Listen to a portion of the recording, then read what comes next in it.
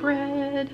Dearest internet denizens, you may have heard of this thing. We're doing something called Shokupan or Shokupan. I think it's Shokupan. I could look it up, but I'm a bit lazy. If you want to correct me and crucify me in the comment section, you're welcome to. Don't crucify me, actually, because then I might cry, and I don't want to cry. I won't cry. You silly, faceless internet. I'm not going to cry about you. Unless I do. Don't forget, I'm a real person, and I won't forget, you're also a real person. There's a real person behind the keyboard, unless you're a bot, in which case you're not. Shokupan. So it's this Japanese squishy soft bread, also called Japanese milk bread because I guess there's milk in it. It's just tasty and delicious, and it's everything you want for a sandwich bread. Think like Wonder Bread, but better. Like Wonder Bread is great and all, but my recollection of it is just kind of being this soft, squishy thing that you put your PB&J on, and that would be about it. Like the bread itself didn't have flavor, but that's okay because you were gonna add stuff to it anyway. Well, this is not that. It is similar in that it's got this nice squishiness to it, but it does have a flavor. It's got flavor from the sourdough, because we're doing a sourdough, you know. We have to do a sourdough. You could do it with regular yeast, but I like to do things the hard way. Like, comment, and subscribe, as always.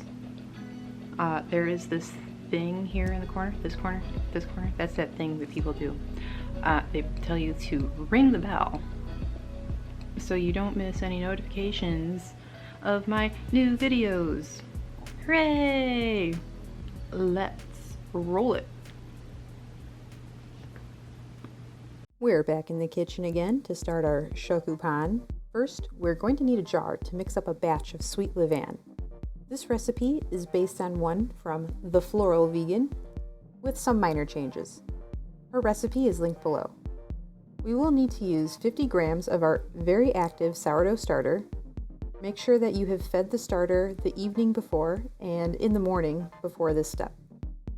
50 grams of all-purpose flour. I'm using King Arthur here.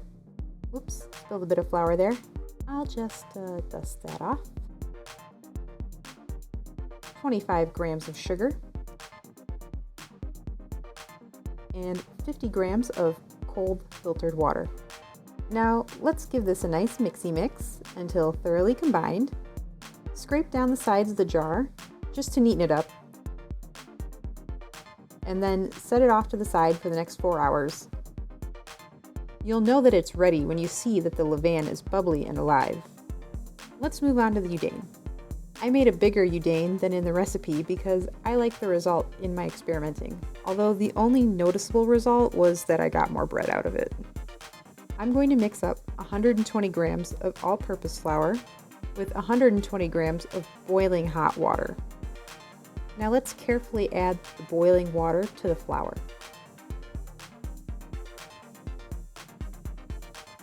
Now we're going to start adding in and mixing the flour just a little at a time with the spatula until you get a dense ball.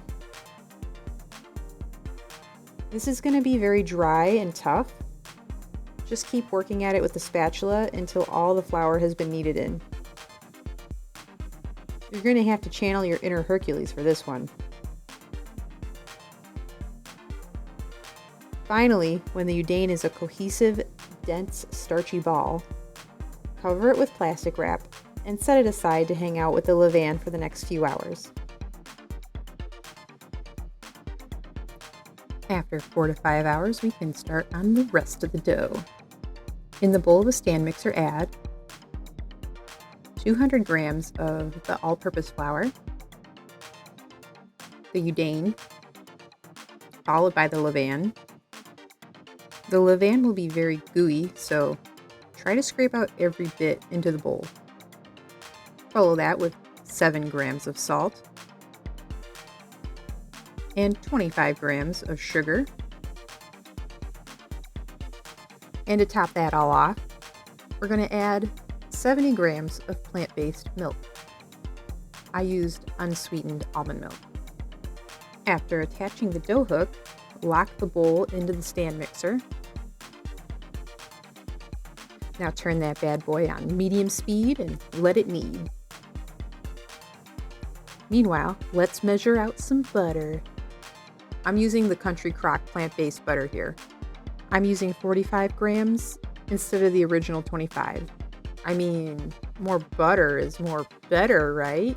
Actually, I was hoping more fat would just add to the pillowy softness of the final bread. Now we're just going to take a small chunk of the butter and add it into the bowl. It's very important that the dough absorbs that whole butter chunk before we add more.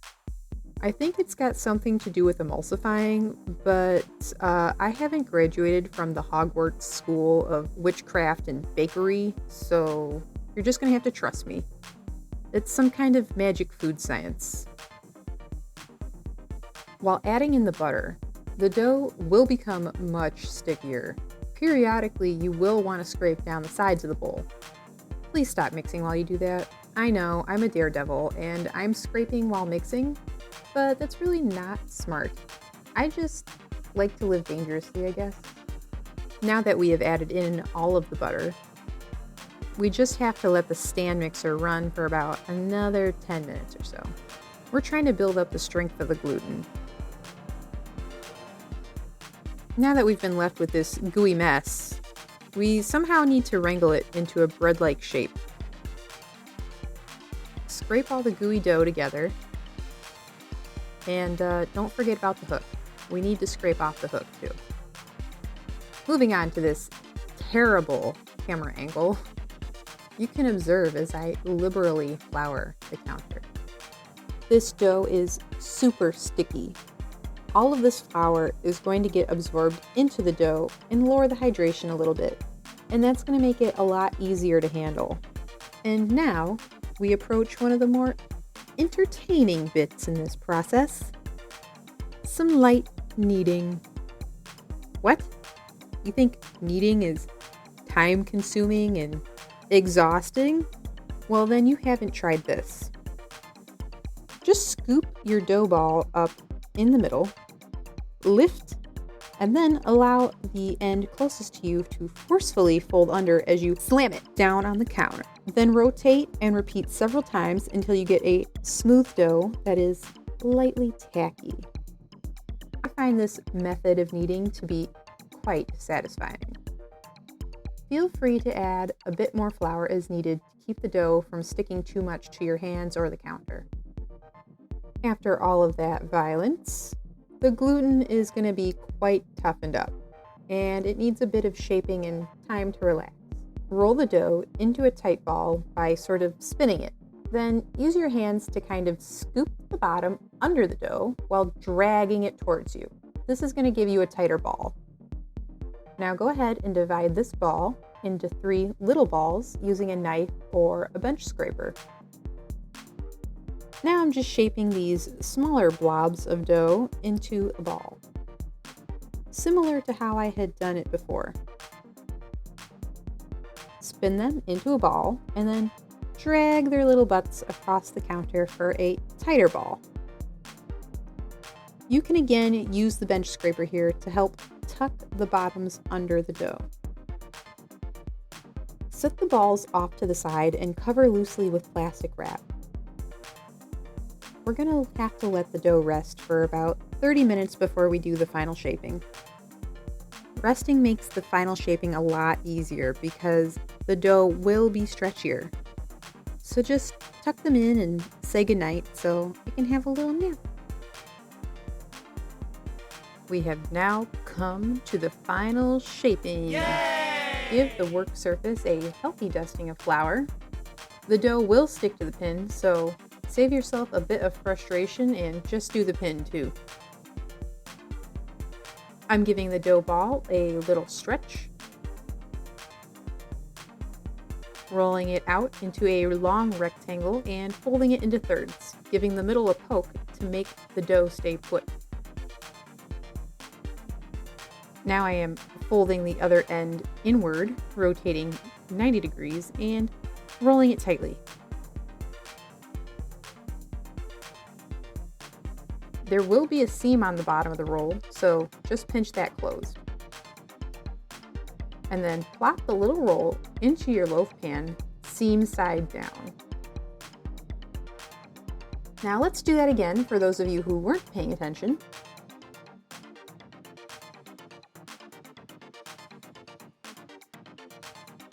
Go ahead and use your bench scraper if the dough is sticking to the counter.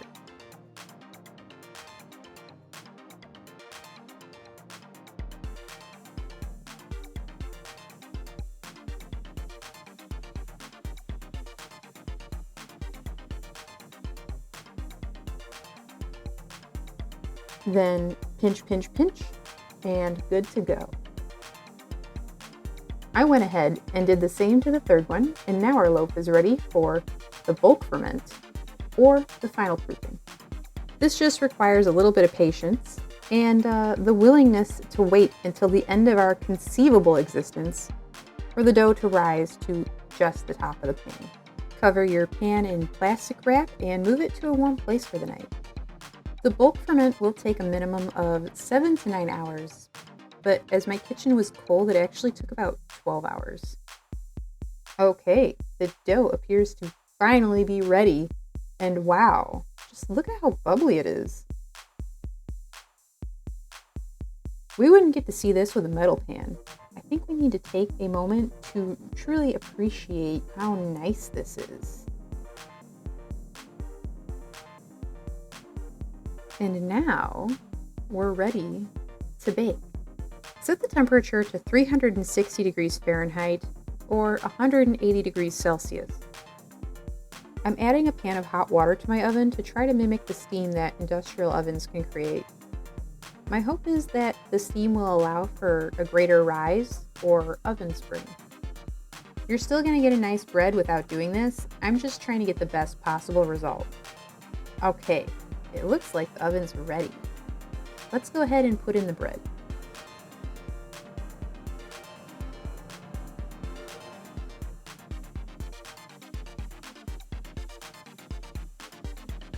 Set a timer for 20 minutes. After 20 minutes, place a sheet of aluminum foil on the top. This will prevent premature browning while the bread continues to bake. I also removed the pan of water at this time.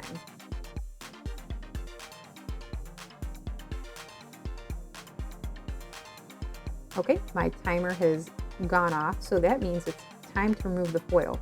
We're just going to leave the bread in for another 5 to 10 minutes to brown the top. While we're waiting, it would probably be a good idea for you to melt some butter. We're going to need that next. The bread is done. Let's take that out of the oven.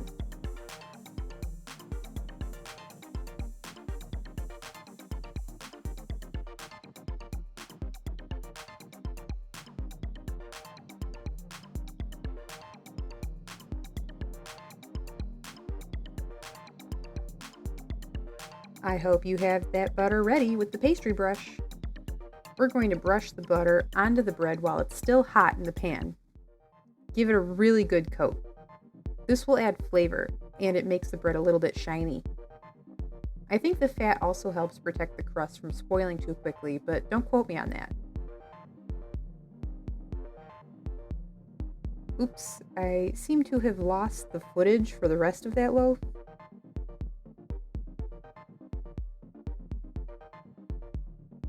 Luckily, I was making another one while I was testing out my new Pullman loaf tin.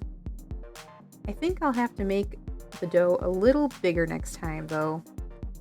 This pan is much taller than the glass one. A Pullman loaf tin also comes with a lid, so you can get a super nice, geometrically aesthetic square loaf. I'll be trying that out next time.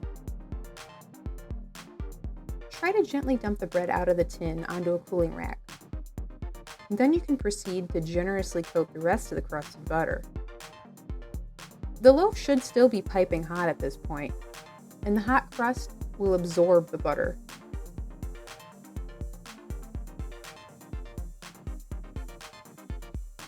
Now that we're all buttered up, we just have to wait for the bread to cool completely. This is really the most difficult part, but if we try to cut into it now, then we're going to smash the crumb and make it gummy, and then it's going to get all dried out.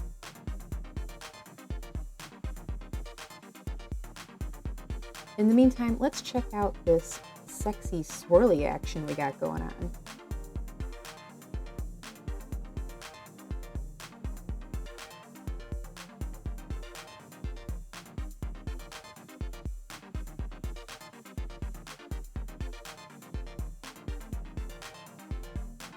How about we skip to the part where we just cut it? Okay, let's get a couple of nice slices here. Yeah, the knife just slides right through it. This is some soft stuff.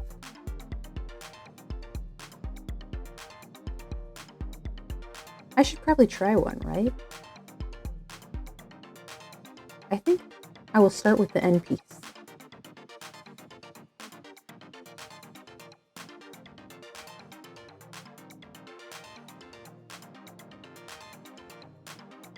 Okay, time to take a bite.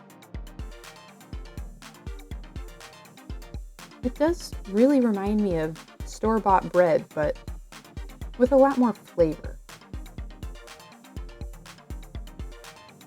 Look at the crumb. This bread's got that squishy sponge quality that we're looking for. What can I do with this to really test it out? Oh, I got it. How about a grilled cheese? I'm using the leftover melted butter just to grease up my cast iron skillet. It's going to have to preheat for a little bit. Always let your pans preheat for the best chance of success at crispy toastiness. That really goes for anything you want to cook. Giving it a few minutes to slowly preheat will make your life a lot better, just trust me. I'm making a vegan grilled cheese using 1 slice of Miyoko's cheddar. I don't really have a strong opinion about Miyoko's, but maybe I should do a side-by-side with other vegan cheeses. Let me know down below if that sounds like a good idea. If you want to eat regular old processed American cheese product, then be my guest. I'm not going to argue about it. You do you. And I'll just make vegan grilled cheese.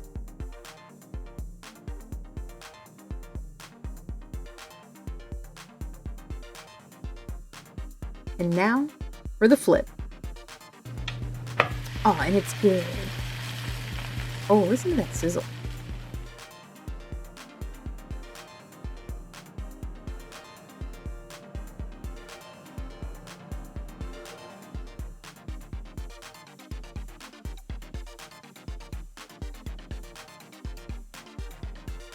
Okay, it's had a little bit of time to cook. Now let's check if it's ready. Aw, yeah, perfectly golden. I didn't burn it. Time to eat. Now, I have to cut it, of course, but the age-old question is, rectangles or triangles? There is only one right answer here. Well, it's obviously triangles. Fight me. Oh wow, that's super crispy.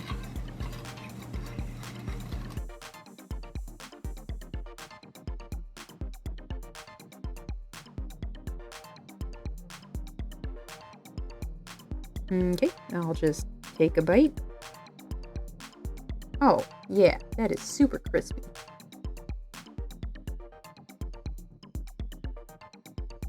That's so good. Well, I am just gonna take this and finish it out of frame where no one can judge me. I think we're done here.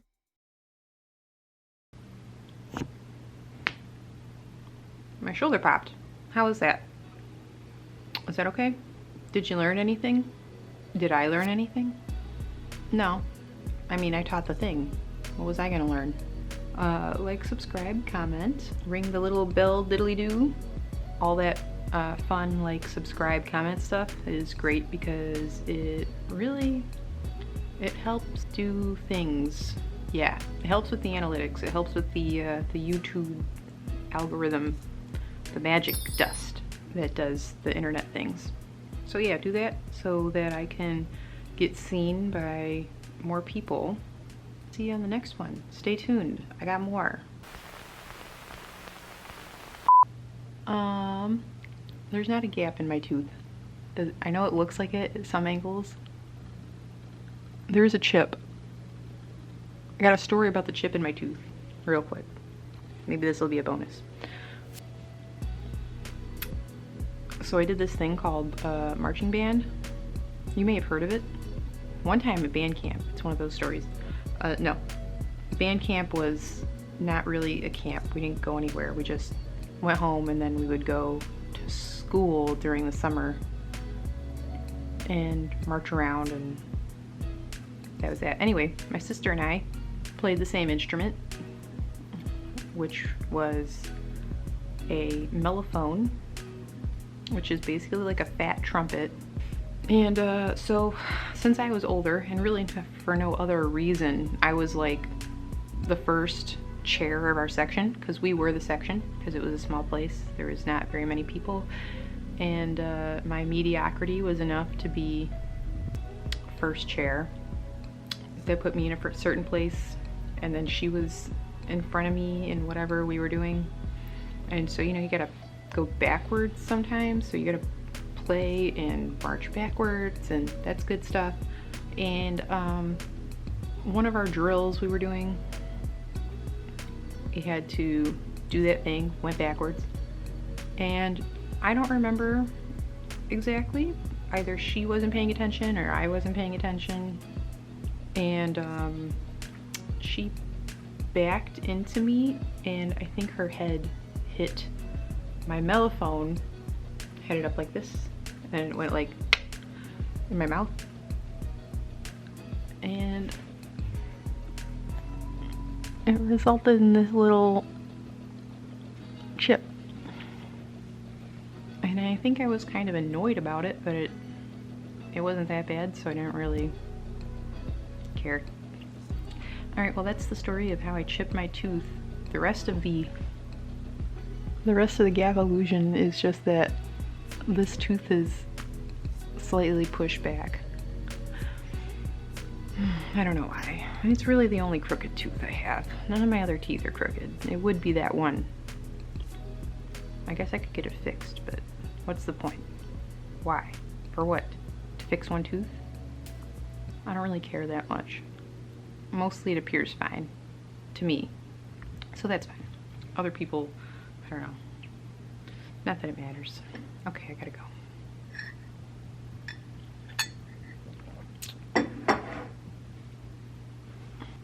And yeah, that's the end of it.